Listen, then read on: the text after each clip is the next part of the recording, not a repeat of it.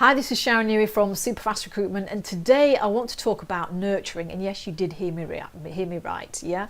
Now, we all know that the recruitment industry has changed significantly over recent years, and it's getting increasingly competitive. So for you as a recruitment company, it's about thinking about how do you stand out, how do you get your content and your brand noticed, and how do you generate those leads to come to you and your business rather than one of your competitors, let's say.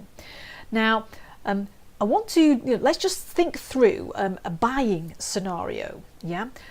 If you are thinking about, going out and getting a brand new super duper top of the range TV, you don't necessarily, walk around shopping, out shopping on a Saturday and make that decision, and then go to John Lewis's and make that purchase.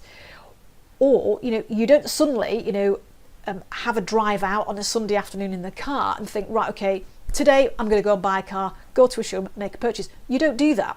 What we tend to do with bigger purchases like that, is we think, well, actually, maybe this year we need to replace the car. So you start having a look around. You might go to a few garages. You probably do some searching online first. You might narrow it down to a manufacturer, and then you start thinking about what kind of model, what kind of spec. And then you think, right, okay, yeah, we've got now an intent to buy. Now, the reality is that at any one time, there are only 3% of people who have made that decision to buy.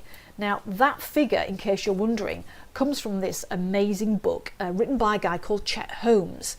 And the downside that we often see with recruitment companies is that they tailor so much of their marketing and how their website is set up for that 3% of people who are ready to act, get a new job, need to find some new talent now. My question is, what are you doing around that 97%? Because if you're really serious about growing your recruitment company, that is where your growth is going to come from. And that is where the nurturing concept is really important.